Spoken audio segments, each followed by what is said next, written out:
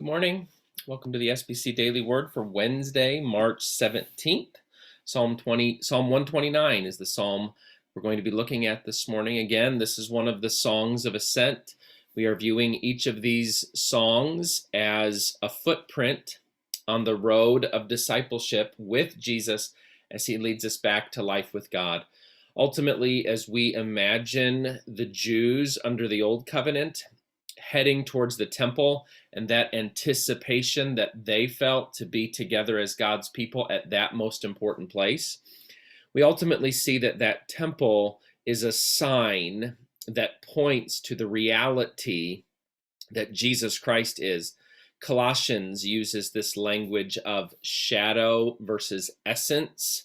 So in other words, Jesus is the essence, Jesus is the reality, and the temple is but a shadow of that thing. So as the Old Covenant Jews were heading towards the temple, what they didn't realize is that temple represented a much greater reality, and Jesus is that.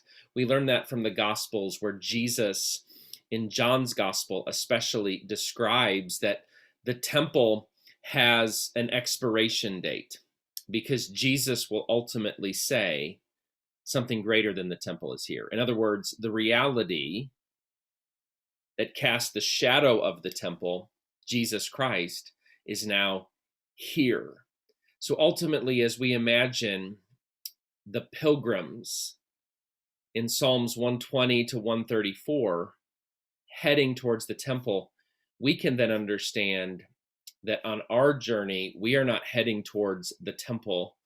We are heading with and towards Jesus as he brings us in to the very life with God. These are footprints, because each of these songs is designed to get us moving, to mark not where we've come, but to mark where we were when we started moving again. So Psalm 129 is a very unfamiliar song. And probably one of the reasons it is unfamiliar is the psalm never addresses God directly. We understand these 150 psalms in the middle of our English Bibles as being this prayer book. Well, here we have a song, here we have a prayer that never says anything directly to God. And as we unpack this song, we will begin to see that that's because the songwriter feels himself in a very forsaken, in a very godless sort of space, yet it still has something very significant for us to see. There's basically two stanzas. The first stanza is verses 1 to 4, and the second stanza is verses 5 to 8. In verses 1 to 4, this stanza describes the work of evil. This is how it begins. They have greatly oppressed me from my youth. It begins with that quote. Then we have this commentary that then says, let Israel say. So that's kind of a liturgist, a song leader who's now giving instruction to the gathered worshipers that the individual psalmist says, they have greatly oppressed me from my youth. And then the leader then turns to the gathered community and says, you need to say the same thing. They have greatly oppressed me from my youth. And then here is the hope. But they have not gained the victory over me. Plowmen have plowed my back and made their furrows long. But the Lord is righteous. He has cut me from the cords of the wicked.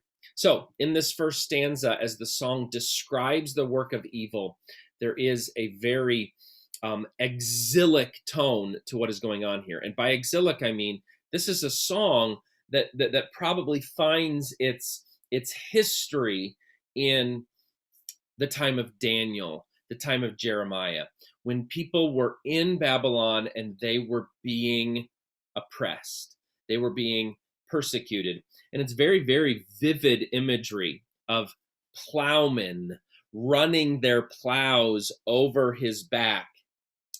But the Lord is righteous. He has cut me free from the cords of the wicked. In other words, think of it this way. So you've got horses or oxen, and then they are roped to a plow.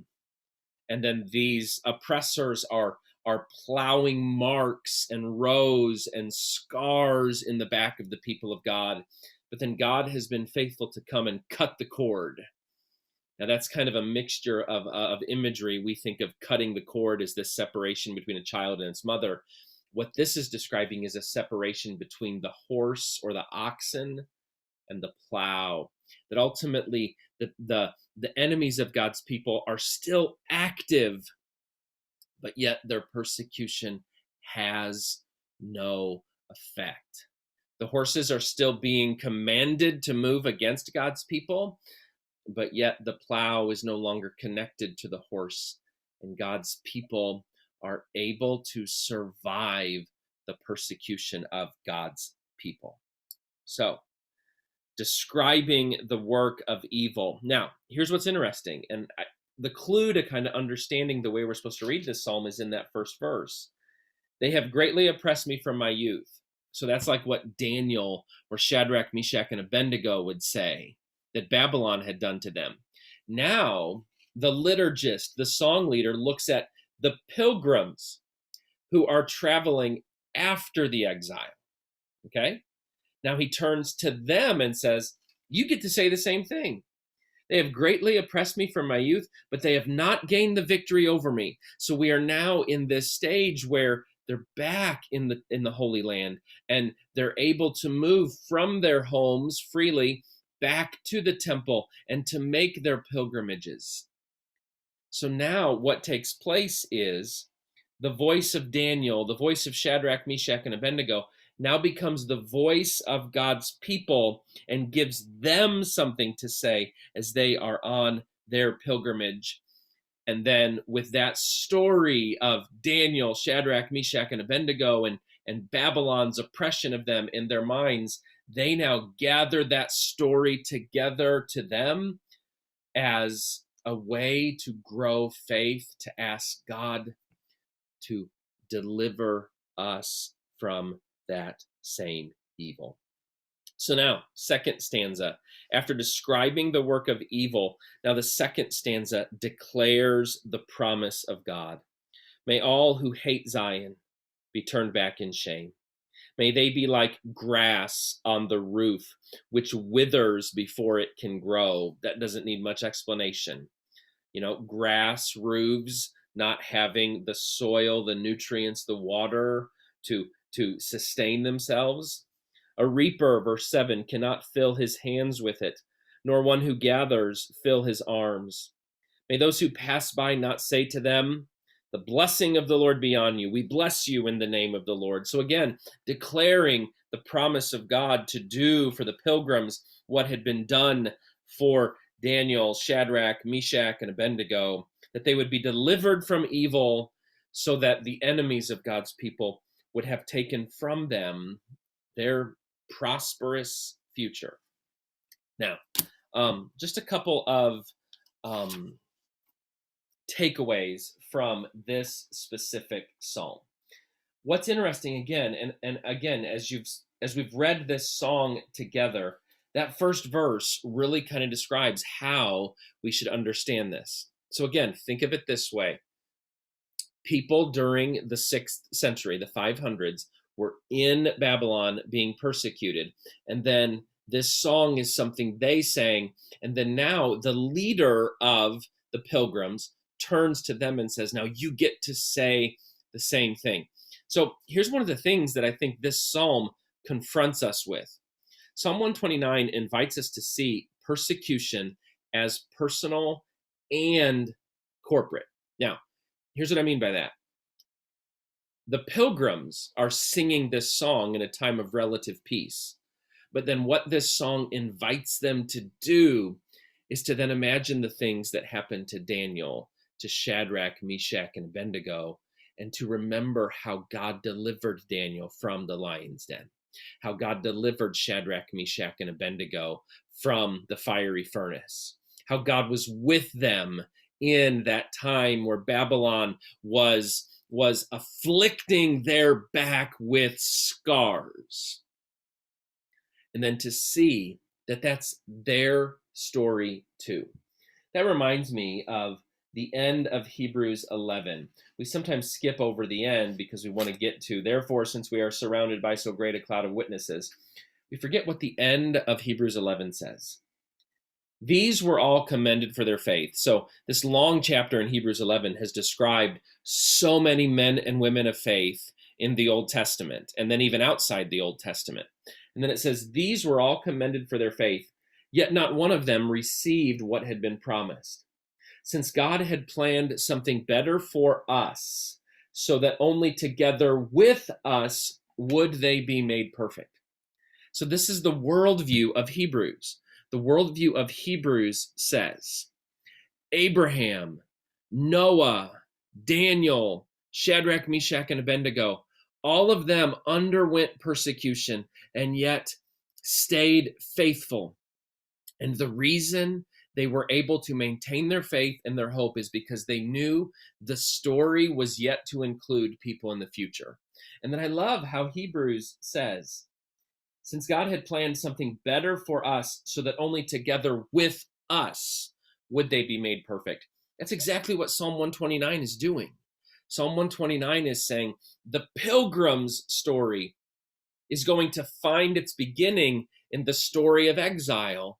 And then the story of exile is going to find its conclusion as more and more of God's people get to enjoy the conclusion of God's faithfulness.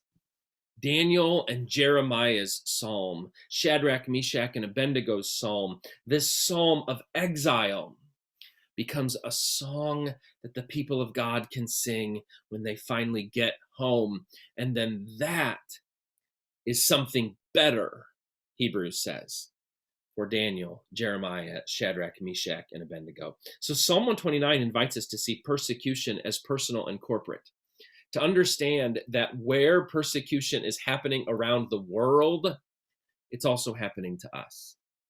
So, beloved, in Egypt, there are many, many Coptic Christians who are undergoing significant persecution at the hands of ISIS.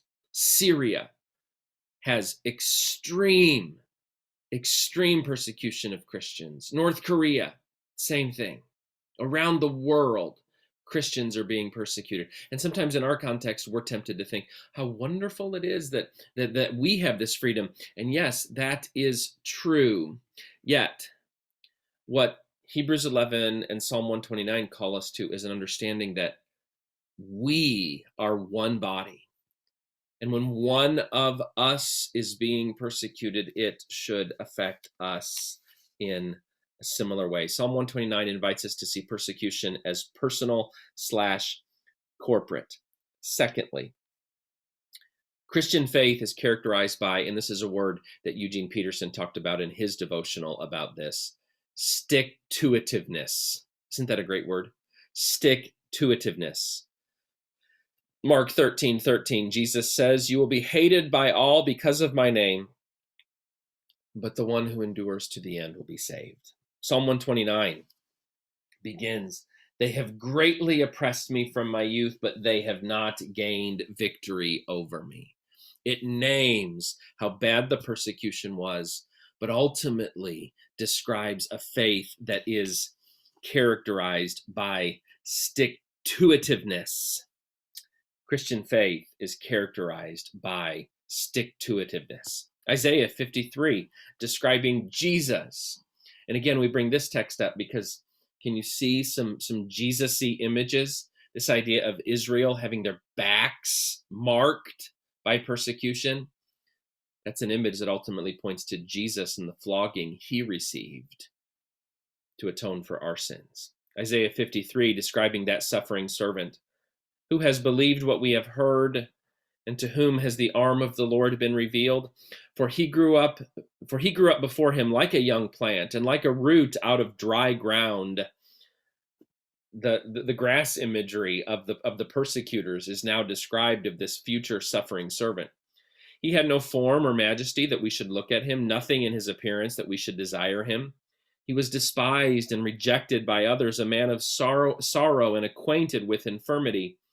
And as one from whom others hide their faces, he was despised, and we held him of no account. They oppressed him and oppressed him and oppressed him, and it looked hopeless and hopeless and hopeless. Verse 10, yet all of this happening was the Lord's will. When you make his life an offering for sin, he shall see his offspring and shall prolong his days. Through him the will of the Lord shall prosper. Out of his anguish he shall see light. He shall find satisfaction through his knowledge. The righteous one, my servant, shall make many righteous, and he shall bear their iniquities. Christian faith, because of this hope that weakened, oppressed people are ultimately the ones who are going to proclaim and make a reality the righteousness of God, is designed in this psalm to give us hope, to stick to trusting in the God who has delivered, who is delivering, and who will deliver. Finally, a faith that is characterized by stick-to-itiveness. Isn't that a great word? Continue to think about that word throughout the rest of your day. Stick-to-itiveness. A faith that is characterized by stick-to-itiveness. A faith that perseveres is not a faith that is perfect. One of the reasons perhaps that Psalm 129 is not a more popular song is because it has some images in it that we're not sure if they're okay. Pronouncing these blessings upon the enemies of God's people. Desiring very, very specifically, may no one ever declare blessing over you. And I hope you read that and think, is that okay? Because doesn't Jesus in the New Testament call us to love our enemies, to bless them when they persecute us? Yes, that is true.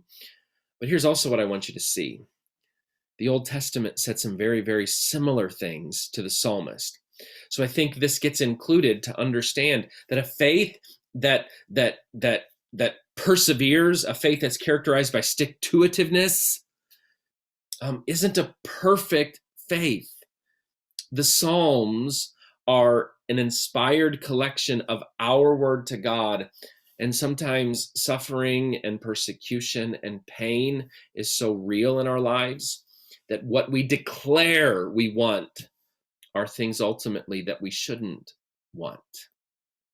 The psalmist had words that told him he should not be wanting the things that he wants for the Babylonians. In Leviticus 19, verses 17 to 18, a text that Jesus took very seriously, says, "You shall not hate in your heart any one of your kin. You shall reprove your neighbor, or you will incur guilt yourself. You shall not take vengeance or bear a grudge against any of your people, but you shall love your neighbor as yourself." Exodus 23, even earlier than Leviticus, says, if you come across your enemy's ox or donkey wandering off, be sure to return it. If you see the donkey of someone who hates you fallen down under its load, do not leave it there. Be sure you help them with it. There was embedded even in the Torah this desire that we are supposed to show compassion to even our enemies. Proverbs 24:17 enjoins us, do not rejoice when your enemies fall, and do not let your heart be glad when they stumble. Beloved, a faith that is characterized by stick-to-itiveness is a faith that isn't perfect. Why? Because even in our anger, even in our reactions that are less than righteous, God sticks to us. Look especially at verse 4 of Psalm 129. Verse 4 describes a God who, and this is the hope, that even when we don't get it right, what is our hope? But the Lord is righteous. He has cut me free from the cords of the wicked.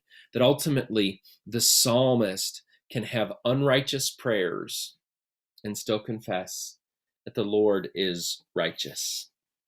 Eugene Peterson, again, in A Long Obedience in the Same Direction, says this.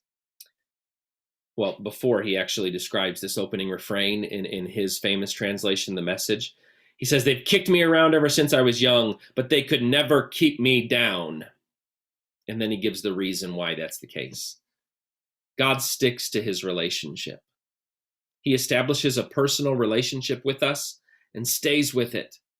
The central reality for Christians is the personal, unalterable, persevering commitment God makes to us. Perseverance, stick-to-itiveness, is not the result of our determination. It is the result of God's faithfulness. Beloved, whatever pain, whatever suffering, whatever difficulty in your life is making stick-to-itiveness difficult, may you believe the good news that even when we are faithless, he remains faithful. Thanks for joining me for this exposition of Psalm 129. May grace and peace and everything good be yours.